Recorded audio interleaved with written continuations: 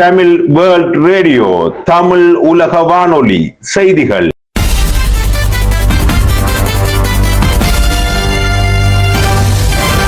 தலைப்புச் செய்திகள்.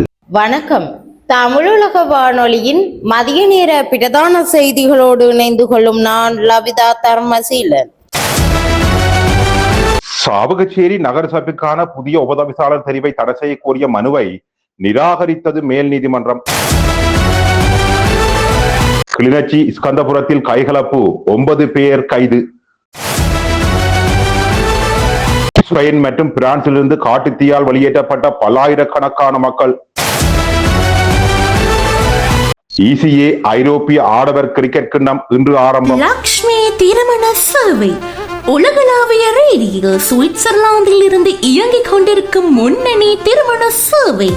பதிவு செய்யப்பட்ட நிறுவனம், உண்மையான மற்றும் சரிபார்க்கப்பட்ட பதிவுகள், தகுதியான பொருத்தங்கள், பாதுகாப்பான மற்றும் நம்பகமான தொடர்புகள். உங்களின் அன்புக்குரிய வாழ்க்கை துணையை கண்டுபிடிக்க ஆசையா? நீங்கள் எங்கிருந்தாலும் நாங்கள் தேடி தருகிறோம். லக்ஷ்மி திருமண சேவை. உங்கள் இல்லற பயணத்தில் நம்பிக்கையோடு காலடி எடுத்து வையுங்கள். சரியான வாழ்க்கை துணையை இன்றே தேர்ந்தெடுங்கள்.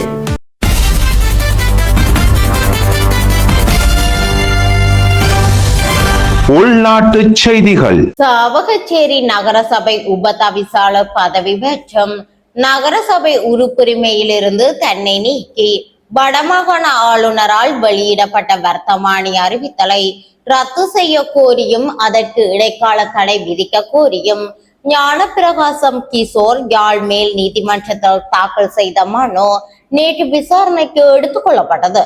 இதன் போது மனுதாரர் சார்பாக ஆஜரான சட்டத்தரணி குமார வடிவேல் குருபரன் இடைக்கால தடை உத்தரவு வழங்க வேண்டும் என்பதற்கான சமர்ப்பணங்களை முன்வைத்தார். மேலும் சாவகச்சேரி நகரசபை உபதவிசாளர் தெரிவு எதிர்வரும் 28ஆம் திகதி இடம்பெற இருப்பதால் அதற்கான தடை உத்தரவை வழங்குமாறும் மன்றில் கோரிக்கை முன்வைத்தார். அதனை ஆராய்ந்த யாழ் மேல் நீதிமன்ற நீதிபதி சின்னத்துரை சதீஸ்தரன் புதிய உபதவிசாளர் தெரிவு தடை செய்ய கோரும் மனுவை நிராகரித்தார். அதனைத் தொடர்ந்து எழுத்து மூல சமர்ப்பணங்களை செய்வதற்கான வழக்கு எதிர்வரும் 27ஆம் திகதிக்கு ஒத்திவைக்கப்பட்டுள்ளது. கிளிநொச்சி கண்ணகிபுரம் ஸ்கந்தபுரம் பகுதியில் காற்றாலை திட்ட ஊழியர்களுக்கும் கிராம இளைஞர்களுக்கும் இடையில் நேற்று கைகலப்பு இடம்பெற்றுள்ளது. காற்றாலை அமைக்கப்பட்டுள்ள காணியை பார்வையிட வனவள திணைக்கள அதிகாரிகள் சென்றபோது திட்ட ஊழியர்கள் இடையூறு விளைவித்துள்ளனர். இதனை அடுத்து அங்கு வந்த கிராம மக்களுக்கும் ஊழியர்களுக்கும் இடையே வாய்த்தர்க்கம் ஏற்பட்டு அது கைகலப்பாக மாறியது.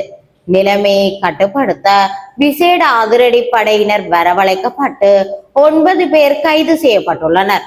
மேலதிக விசாரணைகளை அக்கராயன்குளம் போலீசார் மேற்கொண்டு வருகின்றனர்.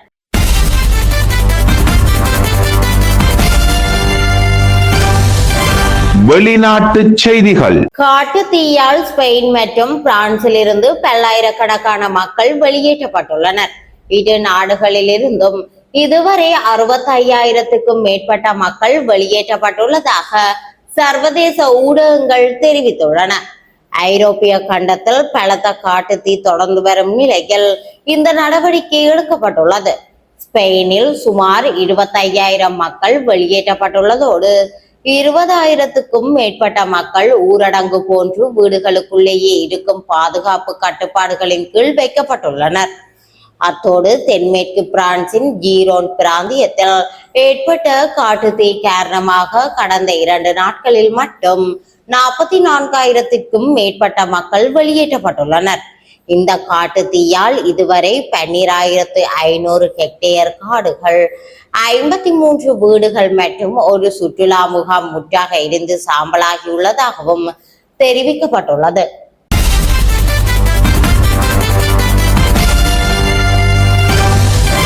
விளையாட்டு செய்திகள். 2026 ECA ஆடவர் ஐரோப்பிய கிரிக்கெட் கிண்ண தொடர் இன்று ஆரம்பமாகிறது. தொடரின் முதல் போட்டியில் ருமேனியா மற்றும் பிரான்ஸ் அணிகள் மோத உள்ளன. இந்த போட்டி ருமேனியாவின் மோரா விளாசிய கிரிக்கெட் மைதானத்தில் நடைபெற உள்ளது.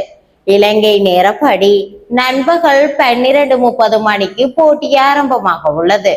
தொடரை வெற்றியுடன் தொடங்கும் நோக்கில் இரு அணிகளும் களமிறங்க உள்ளதால் ரசிகர்கள் மத்தியில் போட்டி குறித்த எதிர்பார்ப்பு அதிகரித்துள்ளது. இத்துடன் தமிழுலக வானொலியின் மதிய நேர பிரதான செய்திகள் யாவும் நிறைவடைகின்றன. வணக்கம்.